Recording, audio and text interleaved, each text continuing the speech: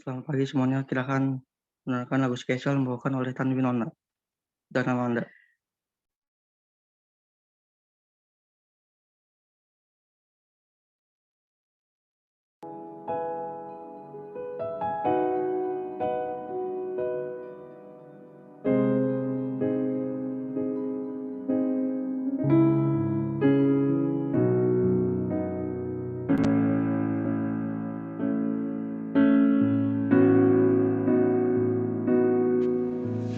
Dalam segala perkara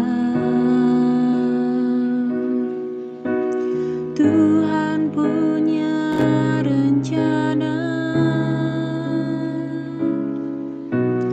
yang lebih besar dari semua yang terpikirkan. Apapun yang kau perbuat,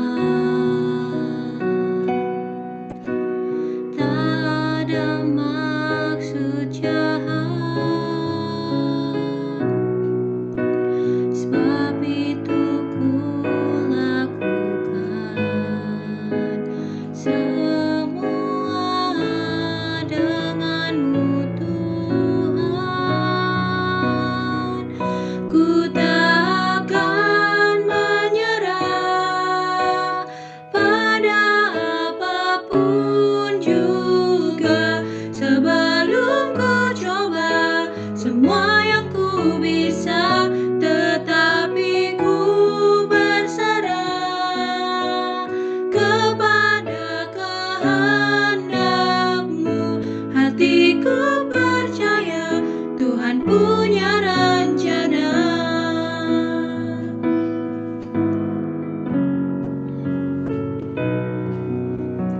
Apapun yang kau perbuat, tak ada maksud jahat. Sebab itu ku lakukan semua denganmu, Tuhan.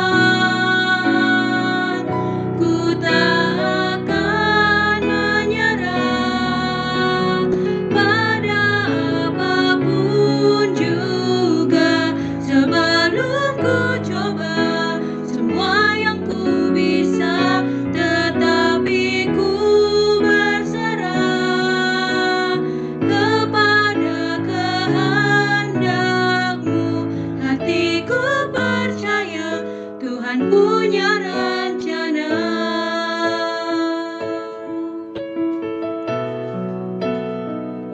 Ku tak akan menyerah pada apapun juga, sebelum ku coba semua yang ku bisa, tetapi ku berserah kepada kehendak-Mu. Hatiku percaya Tuhan punya rencana. Hatiku percaya Tuhan punya rencana. Hatiku percaya Tuhan punya rencana.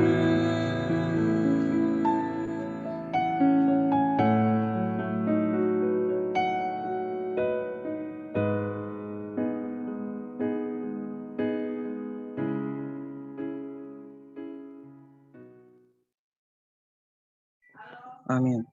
Doa buka dibawakan oleh Grace Arleta. Kita sama-sama bersatu dalam doa. Nama Bapa kami berada dalam kerajaan surga, terima kasih atas kehadiran kami memulai acara kami, berkatilah acara kami dari awal hingga akhir kami. Ampuni segala dosa pengampunan dan nama Yesus kami doa dan ucap syukur. Amin. Kesaksian singkat dibawakan oleh Deborah Maria.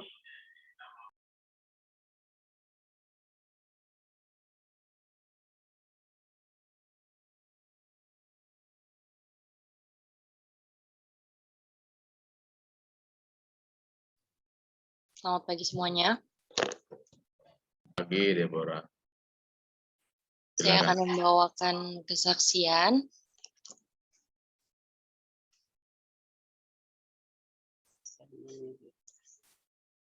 Kesaksian yang pernah saya alami di bulan Mei kemarin. Pada tanggal 30 Mei 2021, saya bertemu dengan teman saya teman main saya, dan saya main bareng bersama dia seharian itu, dan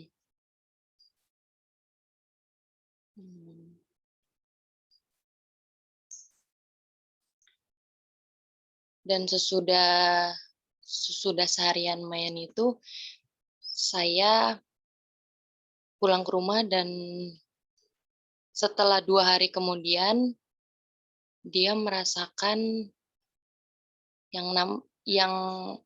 dia merasakan gejala-gejala yang termasuk COVID itu. Dan sesudah itu, sehari setelah itu, dia disarankan untuk swab, dan malamnya dapat hasil, dan ternyata hasilnya positif. Dan di situ saya juga disarankan untuk swab juga, dan sesudah saya swab dan dapat hasil hari Sabtu itu, saya positif juga, dan hari Minggunya saya ditelepon oleh pihak puskesmas untuk ditindaklanjuti. Sesudah itu Sabtu pagi saya masuk isolasi di Rumah Sakit Ciremai, dan sesudah masuk isolasi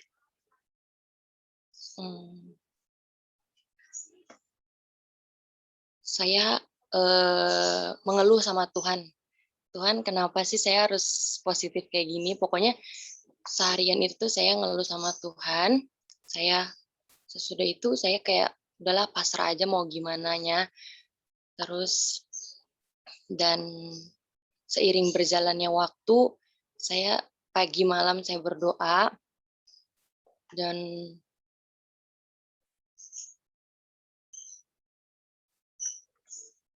dan seminggu kemudian saya pulang, dan di situ saya sangat bersyukur dan berterima kasih sama Tuhan, karena Tuhan punya rencana sangat indah buat kesembuhan saya, dan Tuhan selalu berkarya dalam kehidupan saya.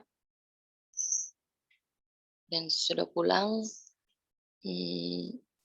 pelajaran yang saya dapat dari sini, yaitu mau seberat apapun masalah dan cobaan yang Tuhan berikan itu, kita tetap berserah diri pada Tuhan, dan jangan pernah untuk meninggalkan Tuhan, dan selalu bersyukur. Itu yang saya dapat.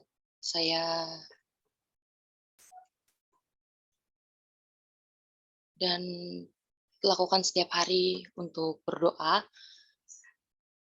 dan saya sampai saat ini juga masih berdoa. Yang tadinya jarang-jarang buat doa jadi rajin berdoa karena Tuhan berkarya dalam kehidupan saya. Terima kasih atas kesaksiannya. Terima kasih, Deborah. Iya, sama-sama, Sir.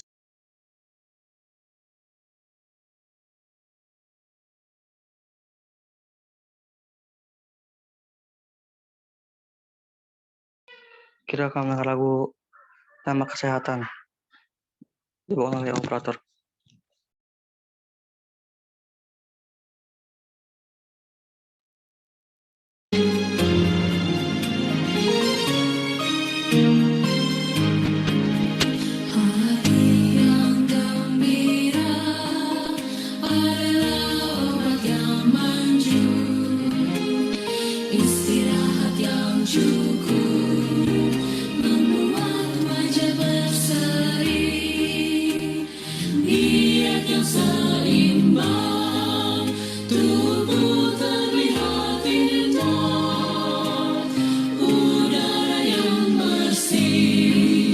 Jadikan hidup selalu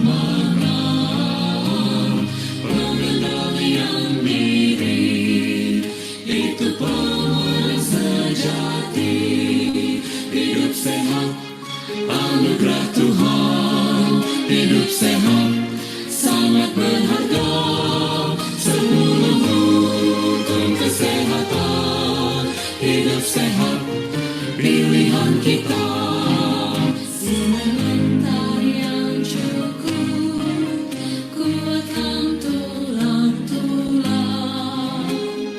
energi berolahraga, tubuh berfungsi baik, hubungan sosial yang baik, jadikan hidup bahagia, air jernih yang cukup, sehatkan seluruh tubuh, Tuhan yang terutama, Dia sumber kehidupan, hidup sehat, anugerah Tuhan, hidup sehat, sangat berharga, 10 hukum kesehatan, hidup sehat, pilihan kita, hidup sehat, pilihan kita.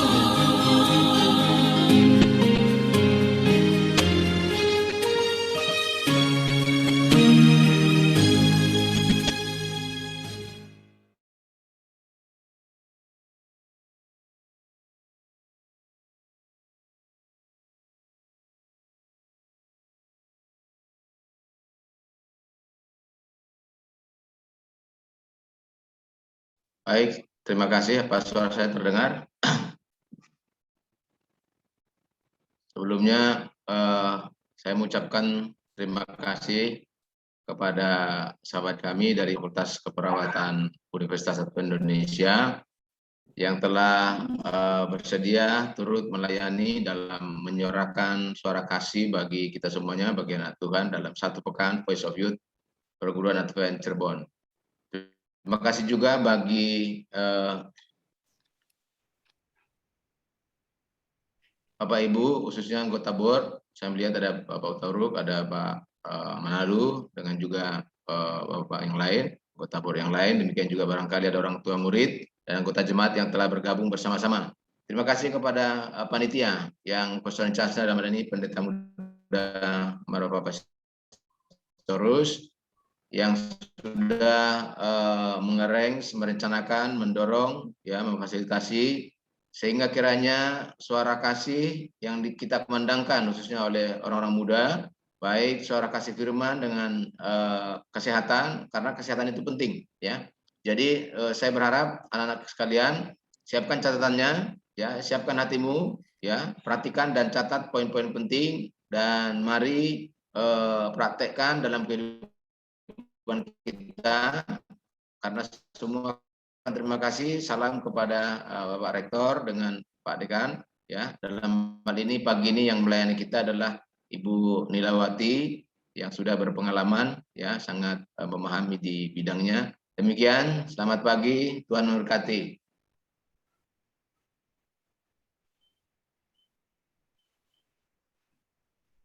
Silakan, Bu.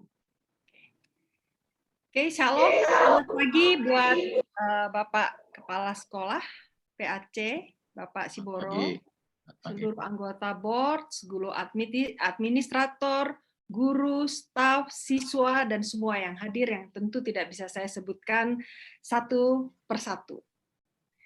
Oke, terima kasih untuk kesempatan yang diberikan kepada Fakultas Keperawatan UNAI untuk menyampaikan ceramah kesehatan pada Pekan Kebangunan Rohani Voice of Youth di PAC dengan tema God's Love, Taste and See, Lord is Good. Bagus sekali, ya.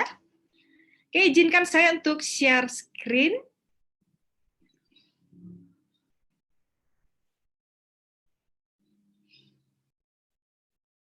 Oke, judul atau topik ceramah kita pada pagi hari ini adalah pengaruh tidur pada kecerdasan anak. Ya, anak itu adalah individu atau manusia yang berusia 18 tahun ke bawah. Jadi siswa-siswa masih dalam kategori anak, ya, dalam kelompok remaja. Ya, jadi ini pengaruhnya. Ya, tadi kita sudah katakan banyak sekali berkat kesehatan. Ya, tidur juga merupakan salah satu berkat yang Tuhan berikan kepada manusia dari masa penciptaan hingga saat ini, dan saya rasa sampai akhir zaman dia tetap menjadi berkat. Nah, tidur merupakan salah satu kebutuhan penting manusia, terutama anak-anak. Ya, tidur merupakan cara tubuh ya supaya kita beristirahat setelah seharian beraktivitas. Sama seperti ponsel yang butuh diisi ulang, tubuh kita pun seperti itu. Sebenarnya apa itu tidur? Ya, tidur adalah suatu keadaan bawah sadar di mana individu dapat dibangunkan dengan pemberian rangsangan sensorik atau rangsangan lainnya. Sensorik ya kadang ditepuk ya di kulit, digini-giniin, bangun, suara keras, terbangun, ya, cahaya dan sebagainya. Ya, jadi kalau tidur itu bisa dibangunkan. Inilah dia yang bedanya dengan koma.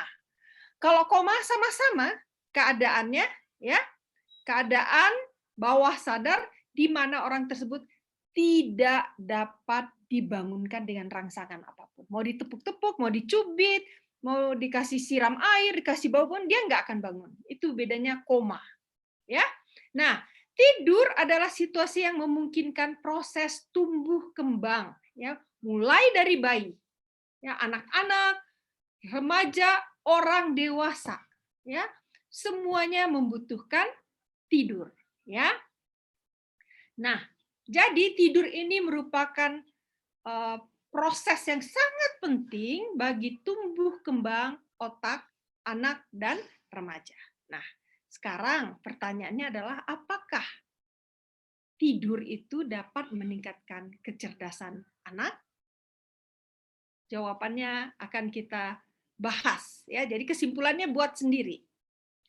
Inilah ya bagaimana cara kejar tidur ya kepada otak kita ya. Nah, pertama tidur cukup. Nah, jadi di sini harus cukup. Kalau nggak cukup prosesnya terganggu atau terjadi tidak sempurna.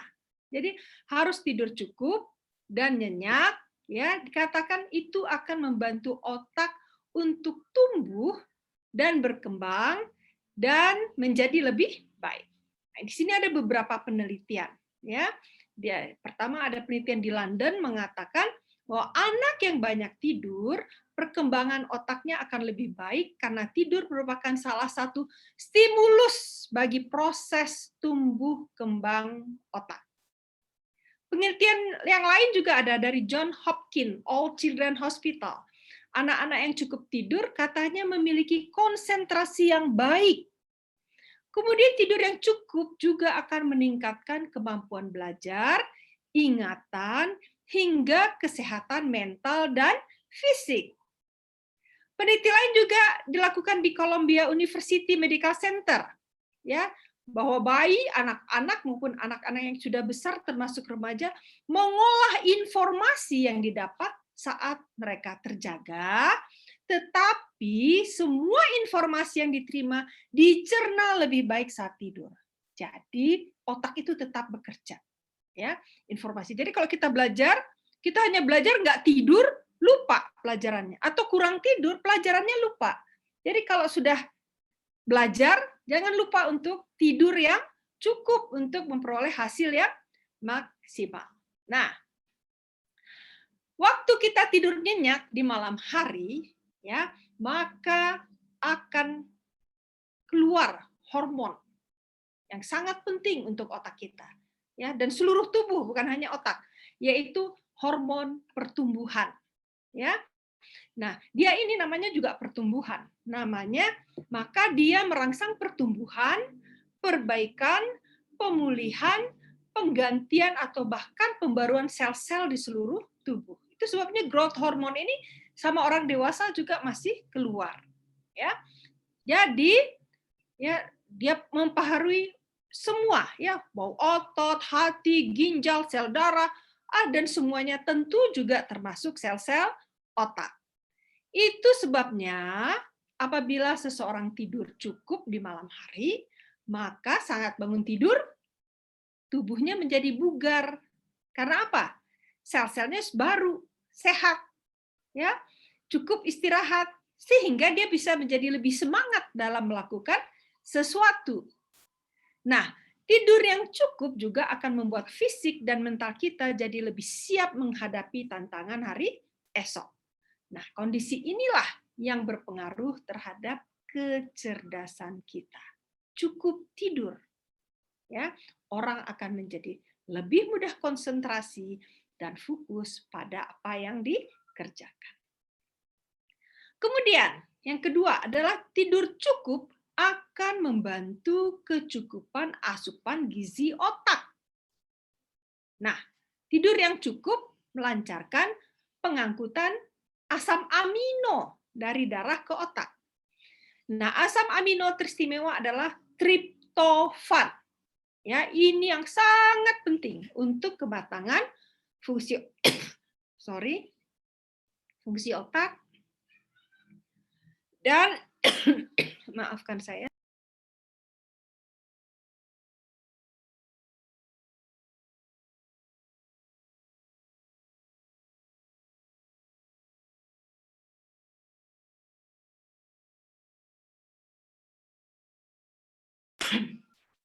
Saya sedikit ada alergi kalau saya, jadi sangat mudah untuk batuk, ya. Nah, jadi si triptofan ini akan dibawa ke otak, ya, zat gizi yang paling penting, ya, untuk pertumbuhan jaringan saraf otak ketika seseorang tidur nyenyak di malam hari. Kemudian dia juga membuat memori atau daya ingat menjadi lebih baik. Nah, berdasarkan penelitian yang dilakukan oleh jurnal Frontiers in Human Neuroscience, kurang tidur dapat mengubah struktur selubung mielin. Mielin ini adalah lapisan atau yang pada sel saraf, ya, dia mempengaruhi, jadi sel-sel saraf ini banyak. Jadi apa informasi atau impuls apa yang kita terima dari luar, dari sensor kita, itu akan dihantarkan. Nah, si mielin inilah yang berguna untuk menghantarkan. Nah, jadi kalau dia nggak cukup tidur, dia di kelas, dia mendengar, maka apa yang dia dengarkan itu akan cepat masuk ke dalam otaknya. Nah, selain itu saat tidur juga terjadi proses konsolidasi memori seperti yang tadi sudah saya katakan. Ya, dia tertanam lebih baik ketika kita mendapatkan cukup tidur. Kemudian meningkatkan fungsi kognitif. Penelitian menunjukkan tidur yang cukup dapat meningkatkan kewaspadaan, menurunkan stres, serta meningkatkan fungsi kognitif terutama pada anak. Nah, fungsi kognitif ini termasuk perhatian, memori, daya ingat, memecahkan masalah, mengambil keputusan. Itu sebabnya jika seorang anak, remaja maupun dewasa tidur dan bangun dengan segar, maka dia akan memiliki cadangan energi untuk beraktivitas, terutama untuk fokus, berkonsentrasi, menjaring informasi yang diberikan. Anak-anak yang tidur lebih dari 10 jam saat malam sebelum umur 3 tahun akan memiliki kemampuan fokus yang baik. Ya, begitu juga dengan seiring pertumbuhan umur, tentu juga kebutuhan tidurnya ini akan berubah. Kemudian dia juga membantu proses belajar anak. Ya. Nah, penelitian di Swiss bahwa siswa sekolah yang meluangkan waktu untuk tidur siang menunjukkan performa yang lebih baik saat mereka bangun tidur. Ya, jadi usahakan adik-adik pulang sekolah cari waktu untuk beristirahat. Ya, apalagi sekarang Zoom, ya.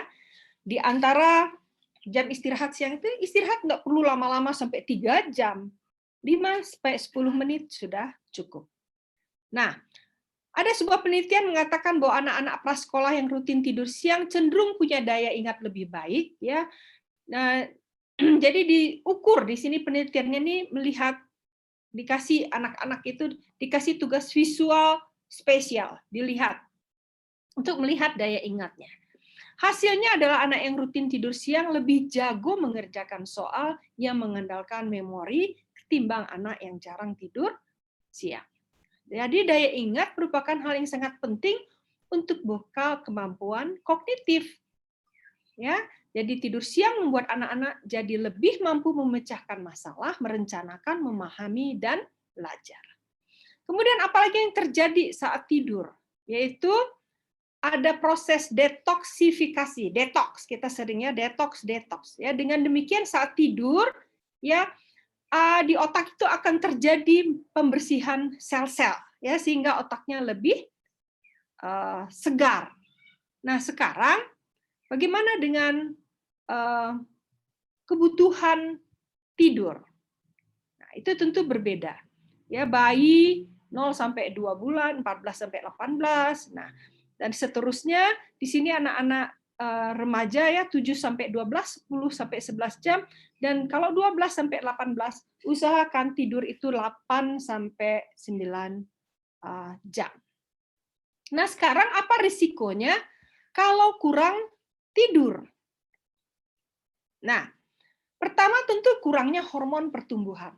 Ya, akan menyebabkan, nah kurang hormon pertumbuhan menyebabkan lagi jadi dia kayak saling berkesinambungan, ya. Nah, kurang hormon pertumbuhan akan menyebabkan anaknya akan susah tidur. Jadi usahakan untuk memperbaiki pola tidur kita. Kemudian dia bisa menjadi hyperaktif, lompat sana sini ke sini nggak bisa sabar, ya. Cenderung menjadi impulsif, di mana seseorang itu bergerak berdasarkan insting, ya bukan akal sehat lagi. Jadi itu sebabnya gampang aja dia kalau diajak melakukan hal-hal yang karena dia kurang tidur, diajak melakukan hal-hal yang tidak sebaiknya, dia mau ikut-ikutan. Ya, diajak tawuran, ikutan. Kemudian kurang tidur bahkan bisa dikatakan kalau terus-menerus ya, waktu yang panjang, maka kurang tidur itu bisa menyebabkan gangguan kejiwaan. Kemudian anak yang kurang tidur itu pasti dia cepat lelah. Ya, mudah terganggu, sensitif, mudah marah. Kemudian sering lupa. Ya, karena otaknya lelah.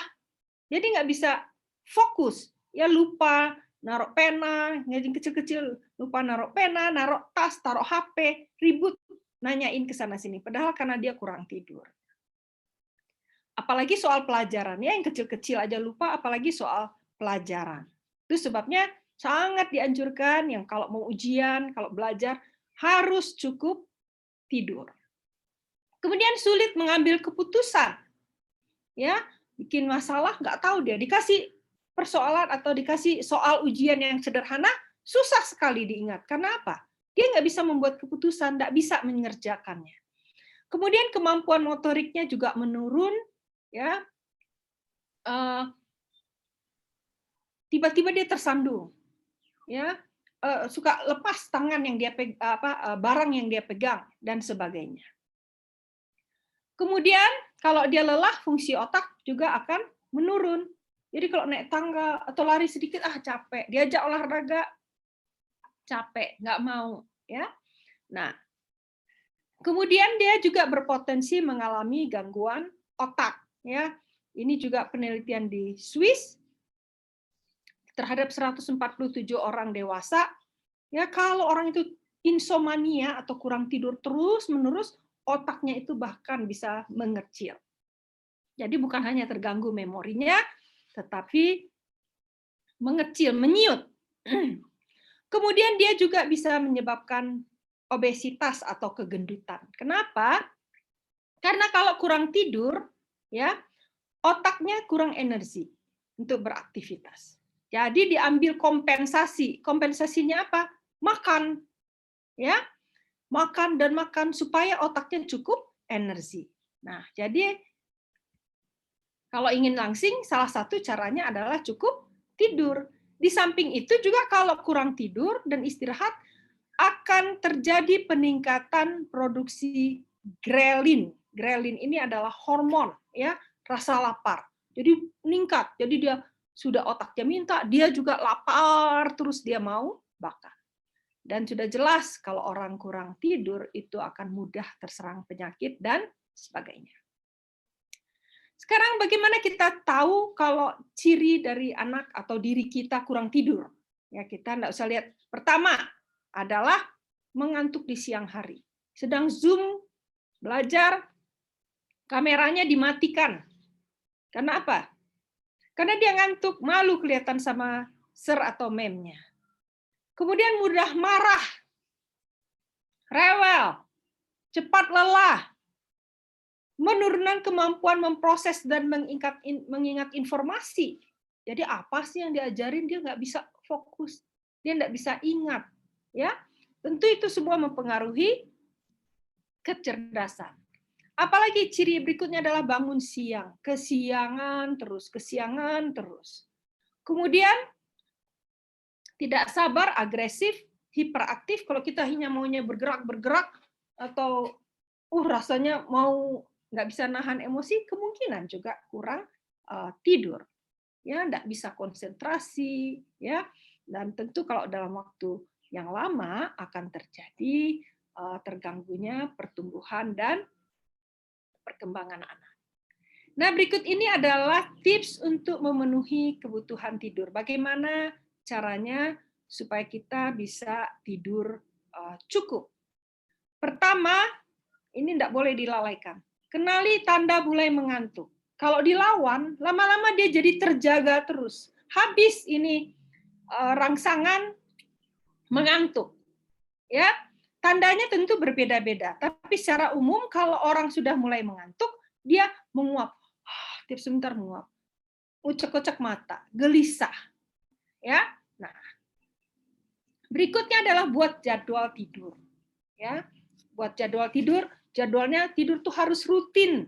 Jam 9 sebaiknya sudah mulai persiapan untuk tidur. Supaya paling lama jam setengah 10, jam 10 sudah tertidur nyenyak. Ya.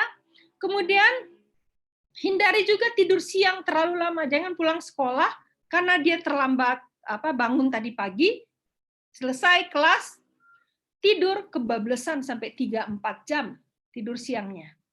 Ini nanti malam dia akan terjaga lagi.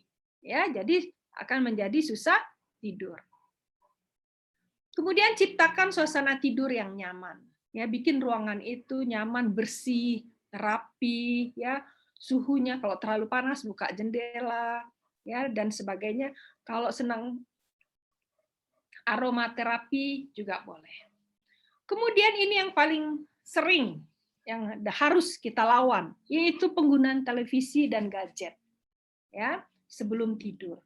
Karena apa? Penggunaan gadget dan menonton televisi atau YouTube atau apapun melalui komputer, ya, membuat jadwal tidur berantakan. Kenapa? Karena penasaran, mau lihat terus, apalagi game. Game itu menimbulkan ketagihannya, penasaran terus karena ada reward-nya, tening terus gagal. Nah, itu akan membuat orang terjaga terus. Nah, di samping itu sinar blue atau blue light dari gadget tersebut, ya, akan mengganggu pusat tidur di otak. Di otak itu akan dikatakan masih siang. Ya, itu sebabnya orang yang ketagihan gadget dia akan sukar tidur. Ya. Jadi kita harus hentikan, ya, nonton TV, gadget dan sebagainya itu kita hentikan 30 menit sampai 1 jam sebelum tidur. Itu sebabnya kalau adik-adik tidurnya jam 9 atau jam 9, jam 8 itu sudah harus persiapan. Kalau tidurnya jam 10, jam 9 itu udah harus lepas semuanya. Supaya tidur itu benar-benar berkualitas dan nyenyak. Kemudian juga dihimbau untuk kita menghindari makanan minuman yang manis atau berkafein. Ya. Sebagai gantinya, kita minum aja susu hangat kalau memang susah tidur. Oke. Nah, karena tidur sangat mempengaruhi kecerdasan dan kesehatan, maka sangat penting agar seluruh siswa di PAC ini untuk memiliki tidur yang cukup untuk masa depan yang cerah. Ya, hamba Tuhan melalui tulisan Ellen G. White sangat banyak menulis tentang manfaat tidur. Bahkan nyanyinya tadi, ya, sudah salah satu prinsip hidup sehat itu adalah istirahat yang cukup, yaitu tidur yang berkualitas. Demikianlah ceramah kesehatan kita pada pagi ini. Kiranya informasi yang saya berikan bermanfaat untuk kita semua. Shalom. Dan saya mohon diri untuk pamit, Pak Siboro dan semua yang hadir, karena saya akan memulai perkuliahan saya dan juga ada meeting lain yang harus saya temui. Terima kasih. Terima kasih Bu, Tuhan memberkati. Izin live ya Pak ya. Monggo Bu, monggo. Salam sama Pak Untung. Terima kasih. Terima kasih Pak. Sekarang kita akan mendengarkan lagu tema Pas Iton.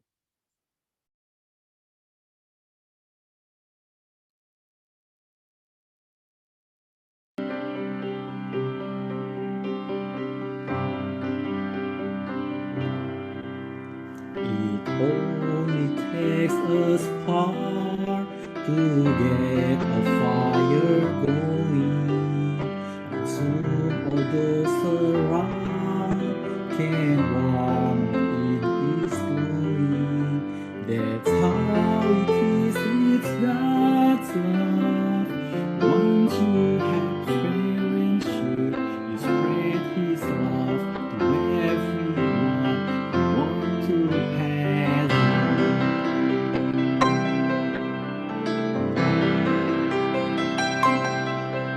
What a wondrous time is spring, when all the trees are budding.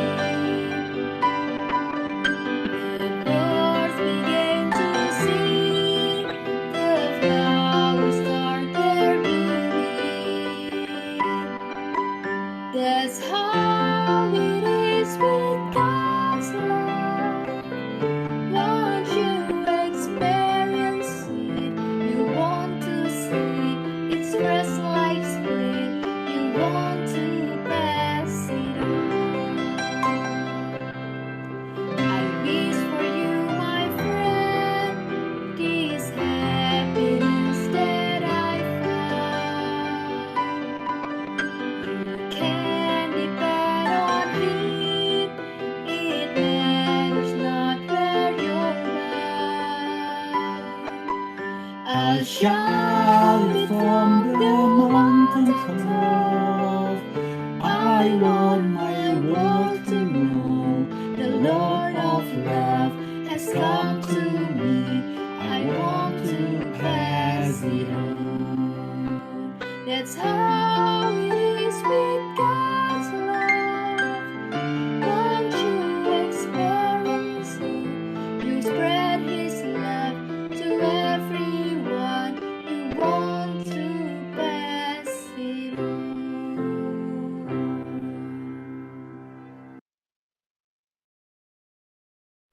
Sekarang kita akan mendengarkan firman Tuhan yang dibawakan oleh Davin Nathanael.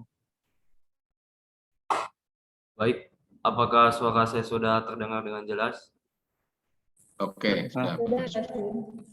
Oke. Pertama-tama saya ingin mengucapkan selamat pagi bagi kita semua, para guru-guru, para murid, para orang tua, wali, dan juga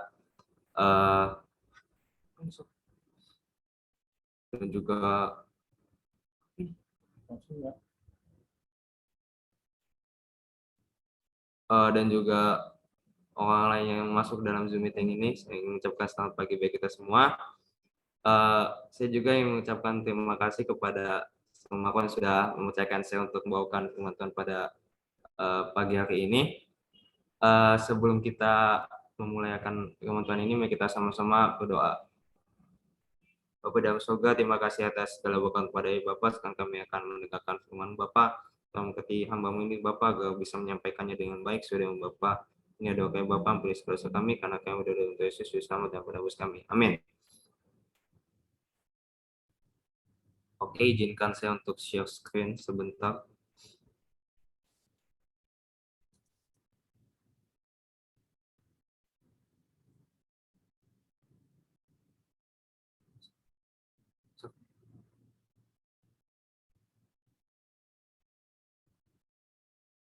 Oke, apakah sudah terlihat? Oke, sudah. Oke. Nah, sebelum kita mulai renungan ini, saya ingin judulnya dulu. Nah, tema Voice of Youth kita pada hari ini adalah kasih Allah, kecaplah dan lihatlah. Nah, untuk judul firman Tuhan pada hari yang akan saya bawakan ini adalah kasih Allah untuk bumi yang belum berbentuk. Lah, gimana tuh, kan buminya belum berbentuk? Kok udah ada kasih Allah gitu kan kepada bumi yang masih kosong, masih belum berbentuk? Nah, mari kita sama-sama melihatnya.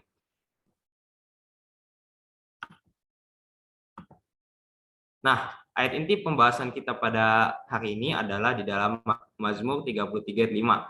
Ia senang kepada keadilan dan hukum, bumi penuh dengan kasih setia Tuhan. Nah, sebelum saya mengawali firman Tuhan pada hari ini, saya ingin menyampaikan sebuah ilustrasi, yaitu adalah kasih Raditya Dika sebagai seorang ayah siaga. Diambil dari bukalapak.com. Dicatatkan dalam salah satu media, Raditya Dika, seorang komika, menunjukkan kasihnya kepada anaknya yang akan lahir dengan mempersiapkan segala kebutuhan bayi yang akan lahir. Adapun persiapan yang dilakukannya adalah merombak ruang kerja menjadi kamar bayi, kemudian membelikan beragam perlengkapan bayi, memprediksi waktu bersalin dari rumah hingga rumah sakit, menemani istri untuk olahraga ringan, dan menyiapkan nama bagi si cabang bayi. Nah, mungkin dari sini aja kita udah bisa dapatkan sedikit gambaran ya mengenai kasih Allah itu seperti apa bagi bumi yang belum berbentuk. Nah, bayi itu akan mengetahui kasih ayahnya setelah ia akan lahir. Saat bayi itu masih kecil, ia tentu belum mengetahui akan besar kasih ayahnya kepadanya. Tetapi semakin bertumbuh menjadi besar dan diikuti dengan pertumbuhan pikirannya, ia pun mampu menjelaskan betapa besarnya kasih ayahnya kepadanya. Sama halnya dengan bayi itu mengalami pertumbuhan, dan demikian pula kita, pikiran harus mengalami pertumbuhan untuk memahami kasih yang besar itu. Catatan Alkitab dapat menolong kita untuk memahami kasihnya dari apa yang dilakukannya untuk dunia yang belum berbentuk itu. Nah, seperti Raditya Dika melakukan persiapan untuk anaknya akan lahir, demikian pun Allah kita. Allah melakukan penciptaan dan pengaturan. Alkitab menjelaskan Allah telah mengubah bumi ini menjadi bentuk kasih-Nya. Kita bisa baca dalam Kejadian 1 ayat 2 sampai Kejadian 1 ayat 31. Nah, di ayat 2 itu Allah menciptakan terang, dan di Kejadian 3 dan di ayat 31-nya Tuhan itu sungguh melihatnya sungguh amat baik. Nah, fokus pembahasan ini menyoroti kepada proses terjadinya yang belum bentuk dan kosong menjadi ada dan dalam keadaan yang sungguh amat baik atau ex nihilo. Apakah yang membuat itu sungguh amat baik? Nah, dicatatkan dalam Alkitab, di hari pertama Tuhan menjadikan terang. Kehidupan didukung oleh terang. Nah, kenapa sih Allah menciptakan terang dulu, bukannya matahari atau tumbuh-tumbuhan dulu? Karena Tuhan itu melihat terang itu adalah salah satu sumber kehidupan yang paling pokok ya. Karena kalau tidak ada terang, maka manusia tidak akan bisa melihat dan mungkin kesehatannya akan terganggu. Nah, kan belum ada matahari, bagaimana terang itu ada? Nah, jawabannya adalah terang itu adalah kemuliaan Tuhan. Nah, kemudian di hari kedua, cakrawala dibentuk oleh Tuhan untuk memisahkan cakrawala dan air, dibuat cakrawala di hari kedua. Lautan mengumpulkan menjadi laut dan kering disebut daratan, segala jenis tumbuh-tumbuhan di hari ketiga.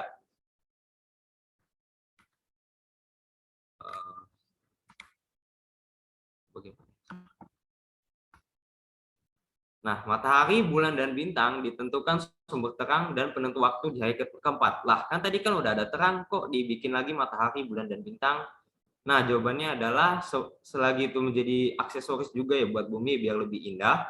Dan juga matahari, bintang, dan bulan juga menjadi sumber penentu waktu. Nah, kenapa Tuhan menciptakan itu? Karena untuk mengetahui mana siang dan mana malam. Nah, kalau manusia cuma terang terus, nggak ada malam, ya nanti nggak tidur-tidur, nanti begadang. Nanti malah mentalnya rusak dan fisiknya juga rusak.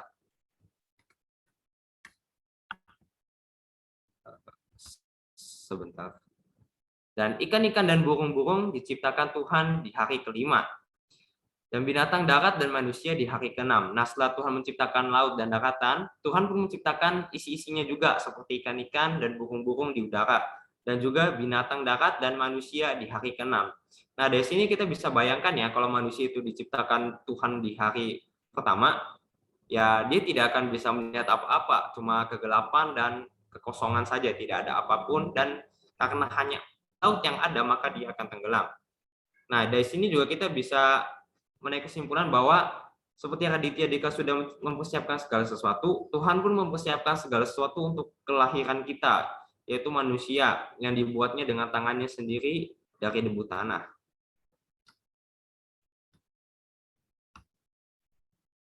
Nah, setelah Allah menyelesaikan pekerjaannya itu, ia pun berhenti pada hari ke-7 dan memberkatinya. Itulah hari Sabtu yang disebut Sabat. Nah, apakah bumi itu menjadi sungguh amat baik oleh karena sudah diisi oleh berbagai ciptaan Tuhan? Dan apakah makna bumi yang belum berbentuk itu? Nah, makna belum berbentuk, saya ambil sumbernya dari biblehub.com, itu berasal dari akar kata Ibrani yang dibaca toho. Memiliki 5 pengertian: kekacauan, kebingungan, kehancuran, kekosongan, dan ruang kosong. Nah, singkatnya adalah belum ada kehidupan sama sekali. Jadi bumi itu dulu itu cuma kosong, tidak ada apa-apa, dan tidak ada bentuknya. Nabi Yeremia mendapatkan penglihatan dari Allah. Ia melihat keadaan bumi yang mula-mula.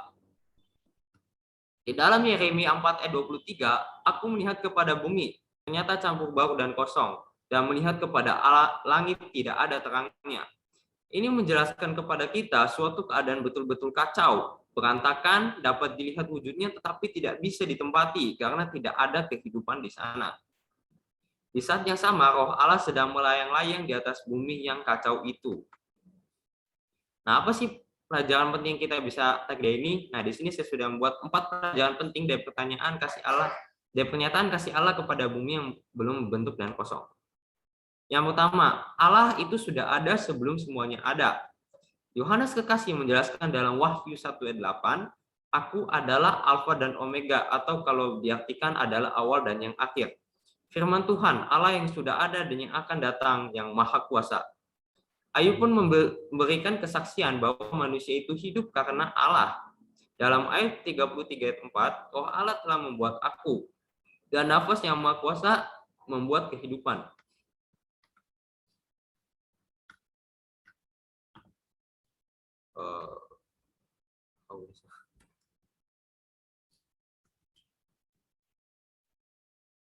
Sorry.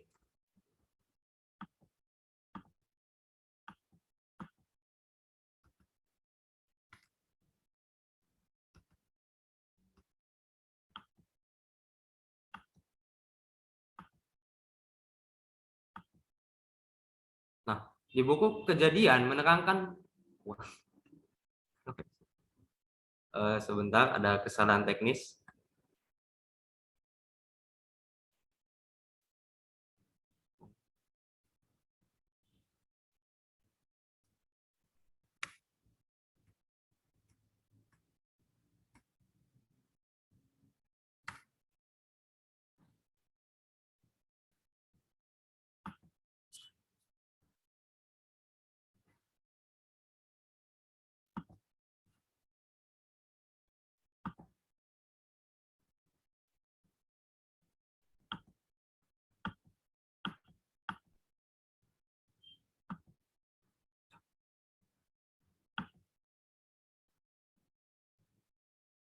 Oke, dalam buku Kejadian menerangkan kekekalan Allah yang tidak dapat dibatasi oleh apapun.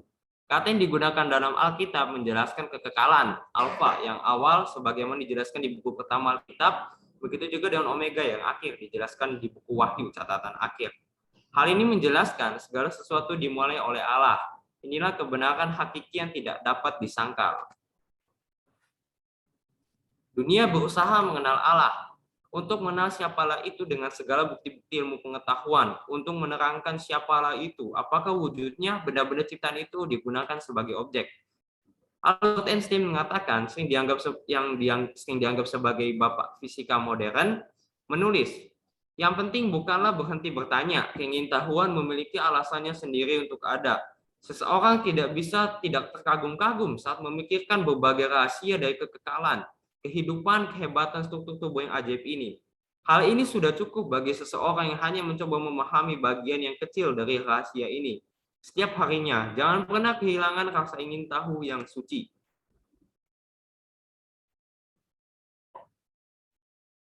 Banyak yang mengajarkan bahwa benda mempunyai kuasa yang sangat menentukan, bahwa ada sesuatu yang tertentu yang diberikan kepada benda dan kemudian dengan bahwa sendirinya benda itu bersaksi melalui tenaga yang terkandung di dalamnya. Nah, kalau kita memperhatikan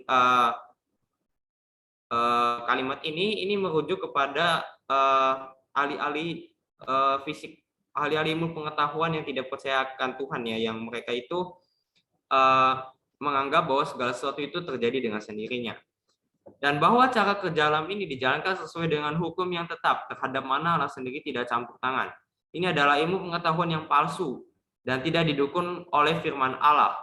Alam adalah hamba kaliknya. Allah menyaksikan adanya satu pikiran, satu hadirat, satu kuasa yang aktif yang bekerja di dalam dan melalui hukum-hukumnya.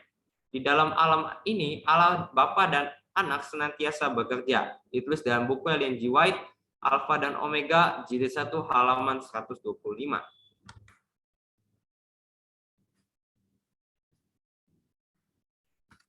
Sayangnya, para ilmuwan itu mencari Allah dengan cara yang salah. Mereka tidak mengizinkan Allah menerangkan dirinya. Dunia akan menemukan pandangan yang gelap mengenai Allah jika berusaha menyelami itu dengan ilmu pengetahuan manusia. Di dalam Ibrani 11 ayat 2, sebab oleh imanlah telah diberikan kesaksian kepada nenek moyang kita. Sebaliknya, minta Allah menjelaskan dirinya dengan pengetahuan dunia yang ada di dunia ini yang disebut dengan iman yang bertumbuh bersamaan dengan ilmu pengetahuan. Yang kedua, kehidupan itu dimulai dengan kasih. Dalam 1 Yohanes 4 ayat 8 mengatakan, barang siapa tidak mengasihi, ia tidak mengenal Allah, sebab Allah adalah kasih. Kasih Allah telah mendorong untuk melakukan sesuatu hal yang ajaib untuk menjadikan keadaan bumi yang kosong, kacau dan tidak ada kehidupan berubah menjadikan satu tempat yang memiliki kehidupan. Kehidupan dimulai dengan kasih dan Allah telah mengawalinya dengan satu dorongan keilahiannya. Perhatian Allah tertuju kepada bumi yang belum berbentuk. Di dalam 1 Yohanes 4 ayat 10, inilah kasih itu, bukan kita yang telah mengasihi Allah, tetapi Allah yang telah mengasihi kita, dan yang telah mengutus anaknya sebagai pendamaian bagi dosa-dosa kita. Nah, Tuhan juga telah mengasihi kita ya sebelum bumi itu telah dijadikan. Bahkan ia mempersiapkan segala sesuatunya untuk bumi ini. Dan saat bumi yang telah diciptakannya itu berubah menjadi dosa karena godaan iblis, maka dia pun turun sendiri ke dunia ini untuk menyelesaikannya. Manusia adalah fokus utama Allah untuk mencurahkan kasih-Nya agar ia mengenal akan Sang Pencipta itu, yaitu sumber kasih. Allah berkarya dalam 1 minggu, dalam ukuran waktu yang tetap, 24 jam sehari. Selama 1 minggu itu, kehidupan dipenuhi dengan kasih Allah. Pelajaran penting dari statement ini adalah kehidupan hari-hari manusia dipenuhi oleh kasih Allah. Tidak ada hari di mana kasih itu tidak dinyatakan. Yang ketiga, sumber kehidupan adalah Allah sendiri. Di dalam Kejadian 1 ayat 3 mengatakan, berfirmanlah Allah, jadilah terang, lalu terang itu jadi. Seperti yang sudah diucapkan sebelumnya, bahwa dari awal penciptaan itu sudah ada terang, yaitu kemuliaan Allah. Pernahkah kita berpikir, mengapa Allah menciptakan terang pada hari pertama, dan apakah bedanya tentang hari pertama dan terang hari keempat? Dalam 2 Korintus 4 mengatakan, sebab Allah yang telah berfirman, dari dalam gelap akan terbit terang, ia juga akan membuat terangnya bercahaya di dalam hati kita, supaya kita beroleh terang dari pengetahuan tentang kemuliaan Allah yang nampak pada wajah Kristus. Di dalam Yohanes 8 ayat 12, maka Yesus berkata pula kepada orang banyak, katanya, akulah terang dunia, barang siapa mengikut aku, ia tidak akan berjalan dalam kegelapan, melainkan ia akan mempunyai terang yang hidup. Allah membuat terang di hari pertama, itu adalah terang Allah yang adalah Allah sendiri. Sementara terang di hari keempat ini adalah terang buatan Allah, terang sebagai penentu hidup, menjaga kehidupan dan kelangsungan hidup. Dalam hidup manusia, sering fokus bergantung pada benda-benda penerang, bahkan disembah. Mereka lupa pada si pencipta benda penerang yang juga sumber terang yang sesungguhnya, yaitu Allah sendiri. Di dalam buku Ellen G. White di bukunya yang bertulis Christ Object Lesson halaman 415 jilid 2 mengatakan, kegelapan karena salah memahami Tuhanlah yang menyelimuti dunia. Manusia kehilangan pengetahuan mereka tentang karakternya. Itu telah disalahpahami dan disalahartikan. Pada saat ini, suatu pekabaran dari Allah harus diwartakan. Suatu pekabaran yang menerangi pengaruhnya dan menyelamatkan dalam kuasanya. Karakternya harus diketahui. Ke dalam kegelapan dunia harus dicurahkan cahaya kemuliaannya, cahaya kebaikan, belas kasihan, dan kebenarannya. Yang keempat, kekosongan dan kekacauan tanda tidak ada kehidupan. Dalam Mazmur 39 ayat 5-6 mengatakan, ya Tuhan, beritahukanlah kepadaku ajalku dan apa batas umurku, supaya aku mengetahui betapa fananya aku. Sungguh, hanya beberapa tempat saja kau tentukan umurku. Bagimu hidupku seperti sesuatu yang hampa. Ya, setiap manusia hanyalah kesia-siaan. Nah, Mazmur yang ini ditulis oleh Raja Daud.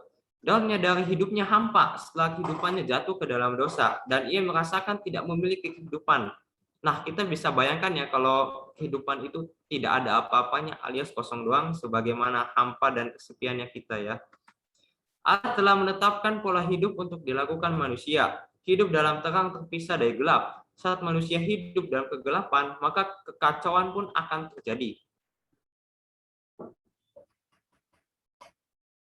Sebentar.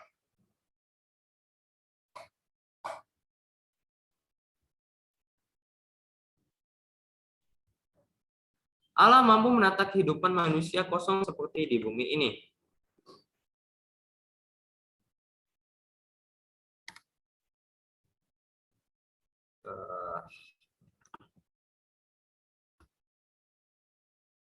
Mazmur 34 ayat 19. Tuhan itu dekat kepada orang-orang yang patah hati dan ia menyelamatkan orang-orang yang remuk jiwanya. Orang-orang muda, orang-orang tua, semua kita, mari kita datang kepada Allah. Izinkanlah Allah kita yang menata kembali kehidupan kita. Hidup yang hampa akan digantikan dengan hidup yang penuh harapan. Dalam Yeremia 29 ayat 11 mengatakan, sebab aku ini mengetahui rancangan-rancangan apa yang ada padaku mengenai kamu. Demikianlah firman Tuhan, yaitu rancangan damai sejahtera dan bukan rancangan kecelakaan, untuk memberikan kepadamu hari depan yang penuh harapan. Jadi kita percaya kepada Tuhan sebab ia mengetahui rancangan-rancangan yang lebih baik daripada rancangan kita. Seringkali kita juga kayak melihat rancangan Tuhan itu buruk, padahal sebenarnya Allah mempunyai alasan tertentu untuk melakukannya itu kepada kita. Tuhan tak pernah bermaksud jahat kepada kita, tapi kitalah yang menganggapnya jahat. Jadi jika kita mampu untuk mengikuti Dia dengan segenap hati kita, maka kita akan melihat rancangan Tuhan itu rancangan damai sejahtera dan bukan rancangan kecelakaan. Nah, pengalaman dan juga sering dialami oleh orang muda. Orang-orang pada saat ini sering merasakan kekosongan, kacauan dalam hidupnya disebabkan oleh pengalaman masa lalu, seperti merasa kesepian di tengah keramaian, kurang merasakan kasih dalam keluarga, kurang perhatian, kurang komunikasi, merasa hidupnya selalu bermasalah, masalah patah hati, tidak diterima dalam lingkungan, dan kasih yang diinginin dalam keluarga. Jadi jika kita mengalami semua itu, mari kita sama-sama datang kepada Tuhan. Kita dapat mengenal kasih Allah di awal buku Kejadian atas apa yang telah dilakukannya untuk bumi yang belum berbentuk. Kalau Raditya Dika sudah mempersiapkan segala sesuatu dan mengasihi anaknya sebelum ia lahir, demikianlah Allah kita. Bahkan kasihnya lebih besar daripada kasih Raditya Dika kepada anaknya. Karena dia adalah Allah yang mengetahui lebih baik di kita daripada kita. Manusia juga bisa melihat dan merasakan kasih Allah jauh sebelum dia diciptakan dan setelah dia diciptakan. Dan setelah dia diciptakan, dia akan terus bertemu dalam pemahamannya akan kasih Allah. Dan kita juga dapat bagikan kasih Allah atas apa yang kita rasakan, kita lihat, dan kita bagikan kepada banyak orang. Tema pada hari ini adalah kasih Allah kecaplah dan lihatnya. Dan lihatlah, kita merasakan kasih Allah dan kita melihatnya, dan kita juga akan membagikannya kepada orang banyak. Terima kasih atas waktu yang telah diberikan kepada saya, dan inilah akhir dari firman Tuhan ini. Tuhan Yesus memberkati. Amin. Terima kasih. Terima kasih untuk David Nathanael atas firman Tuhannya. Sekarang kita akan doa syafaat yang dibawakan oleh Bapak W. Manalo.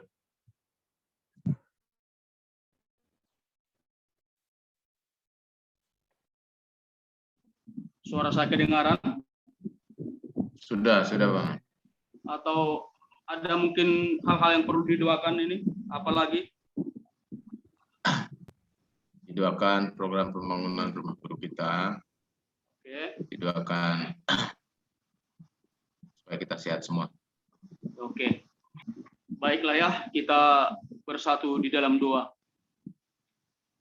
Ya Allah, ya Tuhan kami yang bersemayam di surga, pada pagi hari yang sangat indah ini Tuhan, di hari Senin ini, kami beserta dengan seluruh siswa-siswi yang ada di perguruan Advent Cirebon dan juga para pimpinan kami yang dari conference seperti Bapak Utauruk dan juga yang lain telah Tuhan berkati dapat mengikuti acara pada pagi hari ini.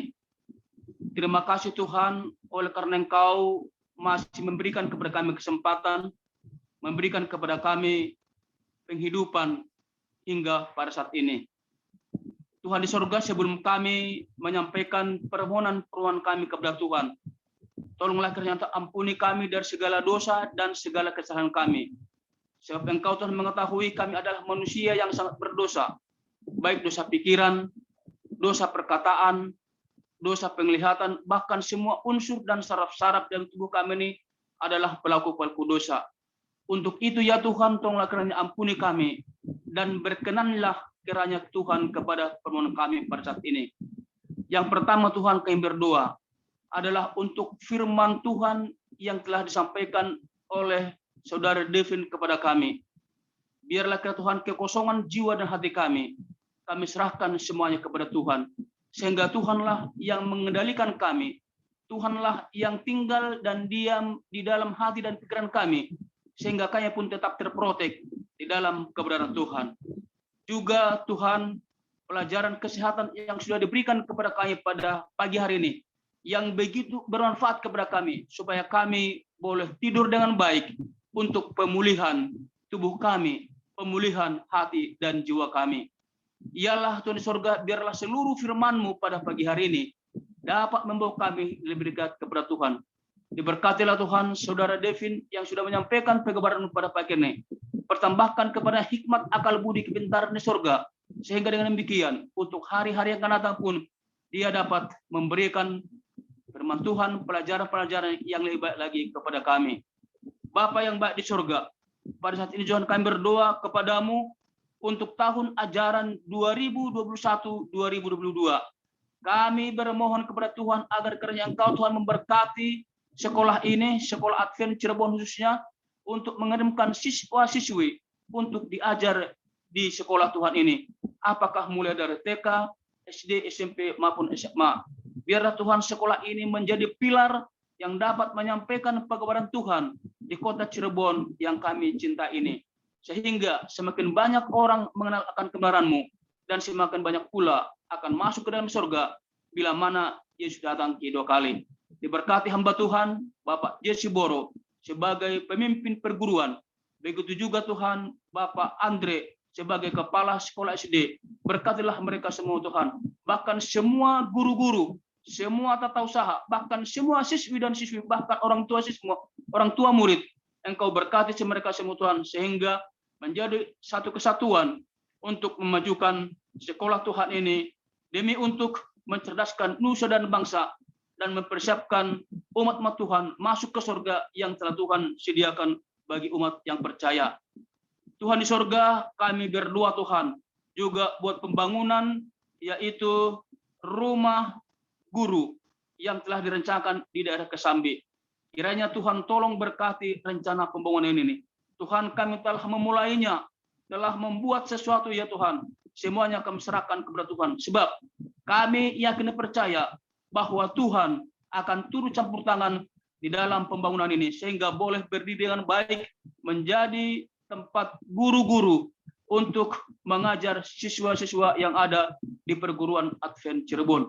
Ialah Tuhan di surga, biarlah Tuhan semua kami yang terkait dalam jumpa pada pagi ini, Engkau berkati Tuhan, pertambahkan kepada kami kesehatan, Pertambahkan iman yang kuat ya Tuhan, supaya kami pun disanggupkan untuk menghadapi dan menjalani penghidupan ini penuh dengan optimis, penuh dengan sukacita, penuh dengan kegembiraan. Diberkati juga hamba Tuhan, pendeta muda Maropapa Sitorus, beserta dengan istri, supaya mereka pun Tuhan dapat mengerjakan pekerjaannya penuh dengan dedikasi di sekolah Tuhan yang ada di Cirebon ini. Biarlah Tuhan siswa-siswa yang diajar tentang agama Kristus di sekolah ini membawa mereka lebih dekat kepada Tuhan. Yalah Tuhan di surga, kami juga berdoa bahkan untuk semua jemaat Tuhan yang ada di gereja Masehi Advent hari ke-7. Sepanjang hari Tuhan, bila mana keluar mencari nafkah, Engkau berkati dan tuntun mereka Tuhan, sehingga nanti sore boleh kembali ke rumah membawa berkat Tuhan untuk dinikmati bersama-sama dengan keluarga. Bahkan pendeta kami, Pendeta Susanto, Engkau berkati di Tuhan, pertambahkan hikmat, akal budi, kepintaran dari surga kepada Tuhan untuk menggembalakan jemaat Tuhan yang ada di Cirebon ini. Bahkan rencana kami membuka cabang Solsap di Jamblang. Engkau berkati Tuhan, pendeta muda Gunawan Simbolon, supaya dia pun dapat bekerja dengan baik.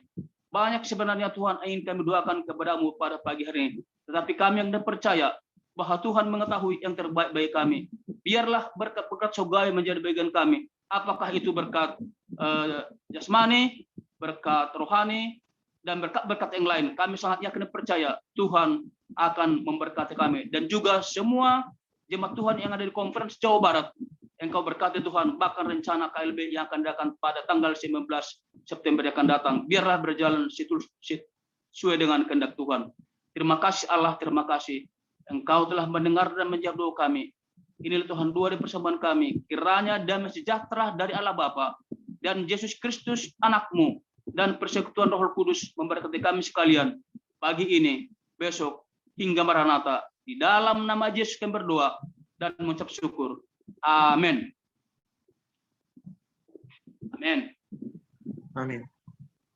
Sekarang kita akan melakukan Terima sesi kasih. dokumentasi.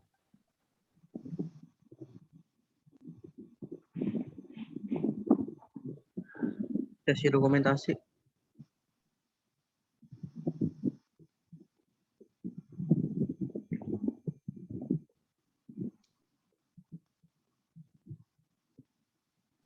Kepada seluruh partisipan dimohon untuk menyalakan kameranya.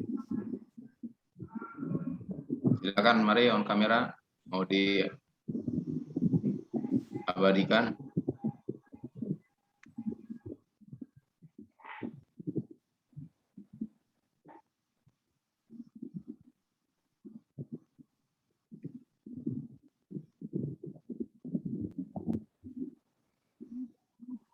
Kita akan tunggu sebentar lagi karena belum semua partisipan menyalakan kameranya.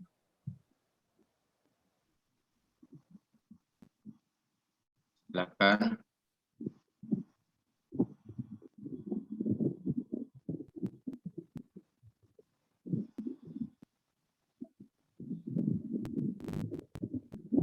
Perlihatkan wajah-wajah gantengnya, wajah cakap, bager.